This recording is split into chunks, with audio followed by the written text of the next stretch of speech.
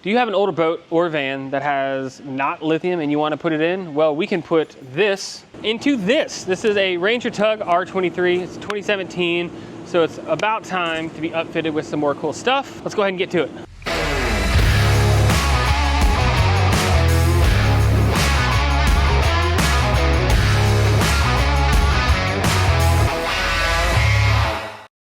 We have an early model 2017 Ranger Tug. Cool part is it's basically the exact same thing as our 22. They are in today for a full power system upgrade, and we're gonna kind of walk you through what it takes to do that via some GoPros and some more videoing as we're doing this. But we're gonna rip all of the old house battery, inverter, converter, ACR, some of the switches and breakers, and replace them with some newer stuff, and get this into a modern, over 900 amp hours of lithium using Epoch batteries, all Victron 3000 kVA multi+2, Orion DC-DC charger, Links distributor to handle all of the new inputs and outputs, along with mega fuses, along with a solar controller and some other small doodads and things that you need to do when you're doing lithium conversion. But yeah, this is something that we are going to be doing more and more of. We can also help you do yours. We have a full parts list that we can absolutely get to you guys to do it on your own.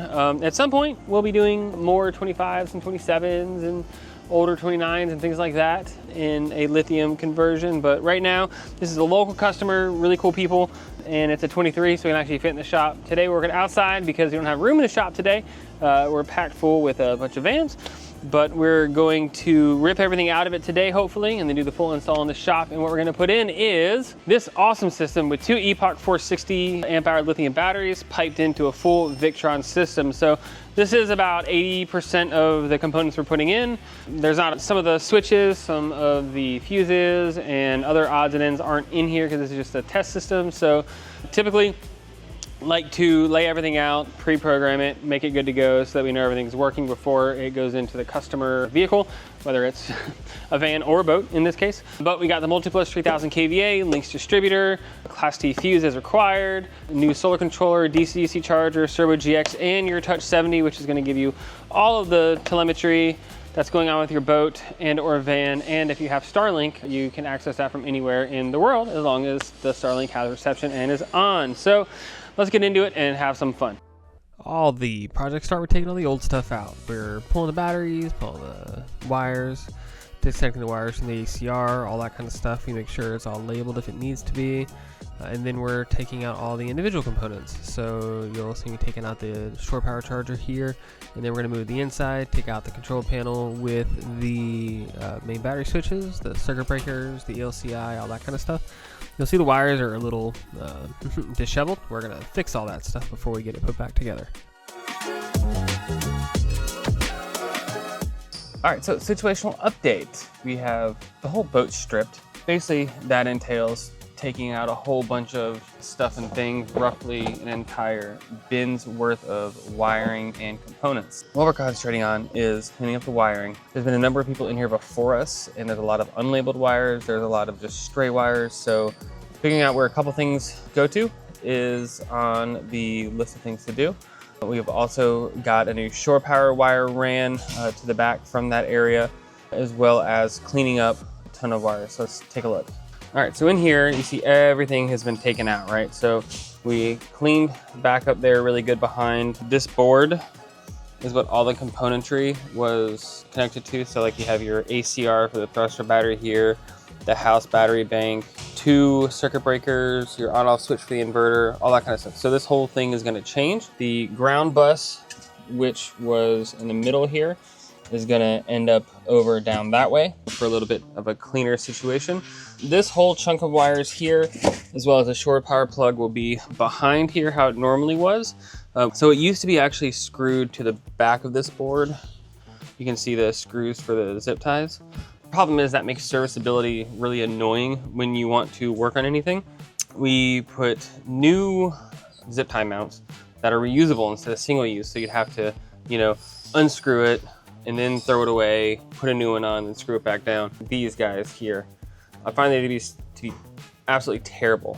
So we use zip tie sticky squares, which have double-sided tape on the back, and then you can put a screw through the middle of them so that they're not going to come loose. We're replacing all the points that we're going to secure the wires with that, slowly dressing all the wires behind that board so that we can start mounting components to the board and get it finished up. So let's take a look at the inside, because that's a pretty significant difference. New shore power plug going to the ELCI.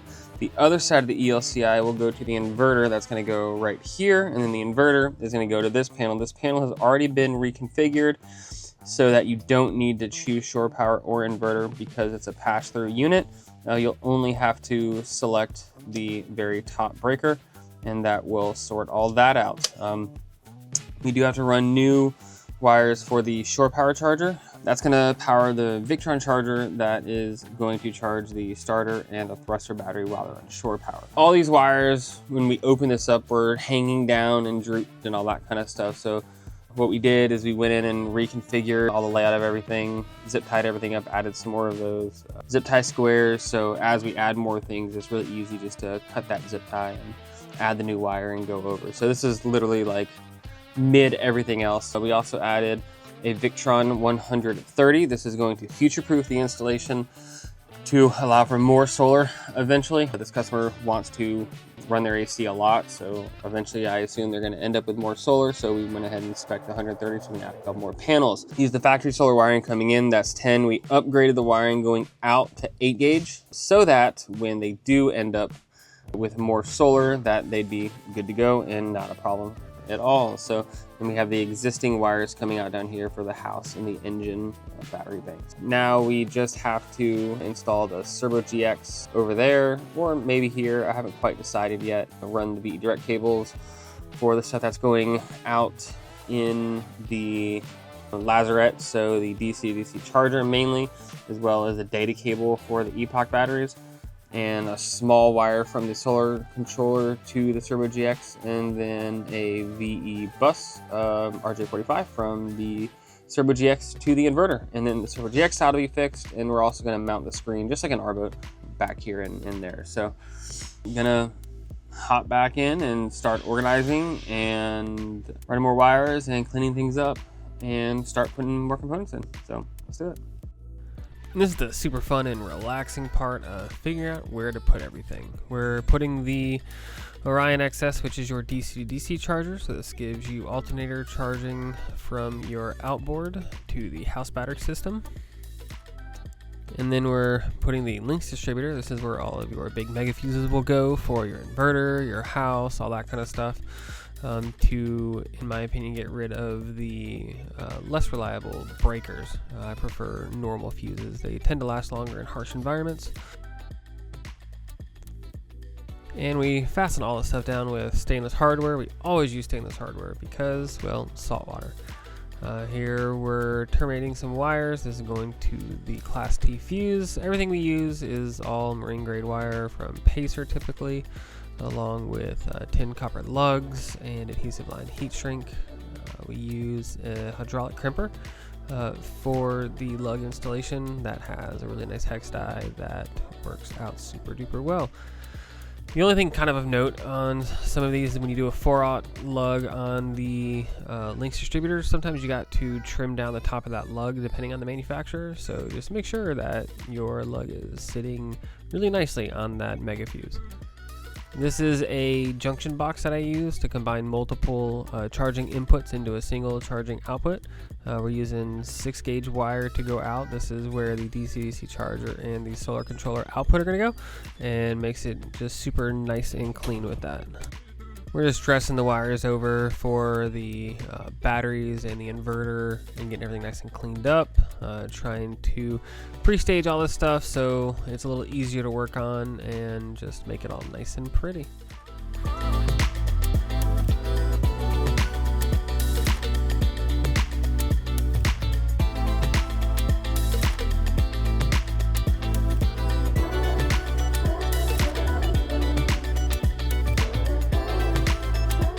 We have the, we'll call it the main power board, which is going here in the lazarette, assembled. So we have the Blue Sea ACR is going to be going right here. We have, and that's for the thruster battery. And then we have the Orion XS. This is a 50 amp DC charger. However, it is going to be throttled to 30 amps because that's really what it can put out. This is a lead that's going to go to the starter battery in order to get the charging current. We have the Lynx distributor. So this has an on-off switch for the main battery. We have individual fuses to replace circuit breakers. Flowing over, we have the Class T fuse. The batteries are basically going to be right in front of here almost. So we're going to be within that limitation of how long the battery cable can be from the fuse to the battery itself. No problems there. And then we have the DC charger flowing out under here, going into a little fuse, 3-into-1 bus bar fuse block. So these use MIDI fuses, so we're going to fuse the DC charger as well as a solar controller into here. And then you'll also be able to bring in another source of charge if you so desire. So let's say you wanted to add another solar array that, you know, outperformed the current one that's in there. You could add a second solar controller like we did on our boat and be able to have all 3 charging sources going to one box. So that's super duper cool. I love these little guys. They're very, very nice to be able to have different options for running multiple lower amperage inputs into one with a slightly higher amperage out combined. So, and that runs into the Lynx distributor with its own fuse. The house power is going to go to here, and then the house ground, we're going to connect this ground to the negative bus bar. That's going to go kind of right here, and then that should be good to go. Now, this is really good to go except for when we put it in, we have to hook up the house power. We have to hook up the house ground, obviously. That's really it. And we got to mount the grounding block, like I said, and mount the ACR. So with that, we'll bring in the solar is going to go into here, and then the solar ground is going to go around. So that's why these zip ties are left kind of loose, because these are going to have to come back out. I just had to put them in to make sure that the actual lengths are as they should be. So yeah, I'm gonna break for lunch and we'll come back after lunch and start slamming things together. I'm hopefully optimistic that we should be done with this today. So in testing tomorrow, or you know, final buttoning up tomorrow, and good to go. So let's do it. Like I said, we built that whole board, so it makes it a lot easier to put in and install, and you don't have to be in this position for all too long. We're feeding those cables, those very, very large 4-aught cables, over into the compartment, as well as mounting the ACR there down on the left. This is Nate that's giving me a hand. Finish this up and have some fun with boats with me, but he's mounting the ACR and gonna connect the wires to the battery and get that good to go. And here we're terminating the house battery connections. This is going to provide all the power to your lights and all that kind of stuff. That's what we are putting there. You see we got the labels on them. That's the power and ground using the hydraulic crimpers. Again, the double layer adhesive lined heat shrink, and just get it all good to go and put together.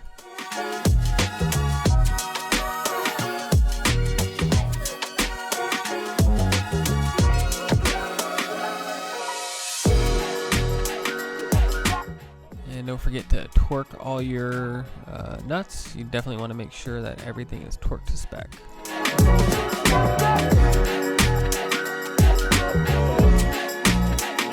And then in here, this is the Servo GX that you see in the upper right hand corner. This is where all of the signals go in and all that jazz. We're just cleaning up those wires, as well as dressing up the 110 wires from the ELCI that are going to go over to the inverter, and making sure everything's labeled and tucked away nicely.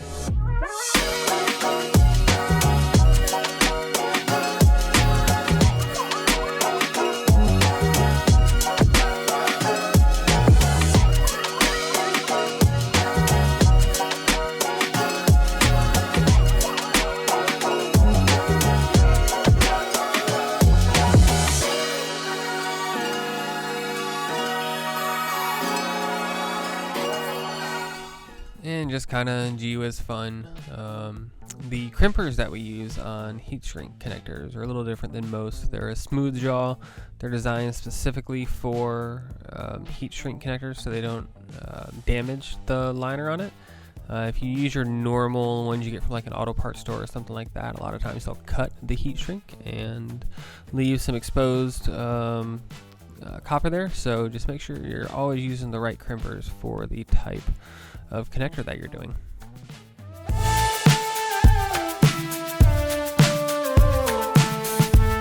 And making the final connections for the battery charger.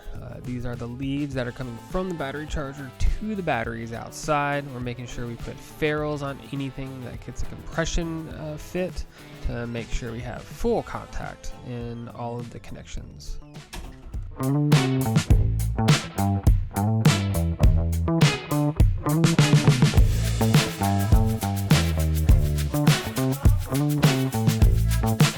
And here we're getting the panel all test fitted up. Got to make some adjustments on some of the lengths of the cables so that they're not as tight, zip tied up, to make sure they all fit really well.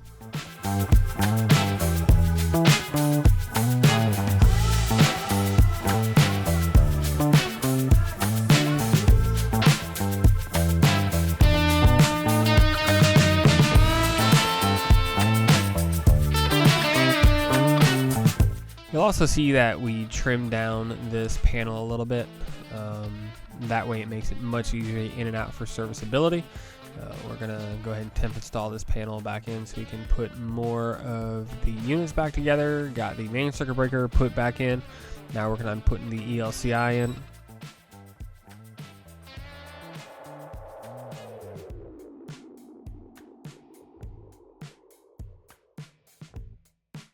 And now with the ELCI mounted in and the covers back on, we're going to put the 12 volt stuff back in. So this is your house, parallel, and engine battery situation. Make sure we connect all of the wires back up and stick it right back in there.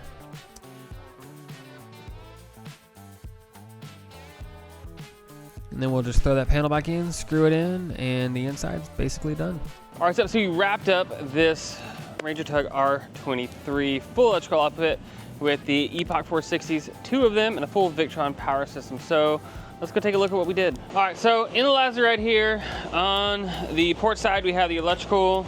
On the starboard side, we have like the water tank and the thruster battery. So we did everything up in here, and you see 2 Epoch 460 lithium batteries. Now these go run together, and then they run from the batteries to the Turbo GX, which is going to give you all the data monitoring. We did a Victron Orion XS DC-DC charger to replace the Blue Sea ACR, so we get the correct charging algorithm and voltages and amperages from the engine.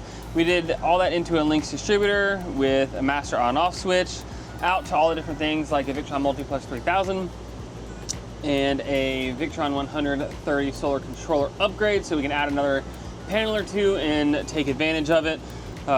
Just the MPPT on its own also does an improvement over the factory PWM controller, so you'll see some output advantages there. Let's go look at the inside.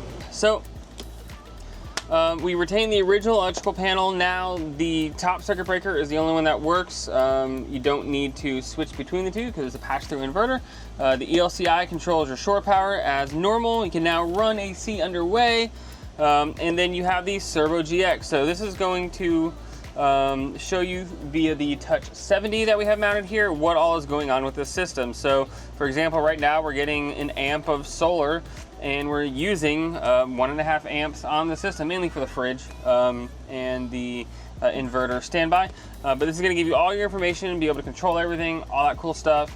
All the Victron stuff is Bluetooth as well, so you can see what's going on there. And if you have Starlink, you can see what's going on with your Turbo GX and the whole system anywhere as long as you have internet reception. So if you want to get any of this done to your Ranger Tug, mainly 23s, 25s, 27s, give us a holler, freedomvango.com/contact. And if you want to get any of these parts for your boat because you want to do it, you can grab them at vanpartswarehouse.com. So thanks for hanging out with us and letting us help you upgrade your adventure.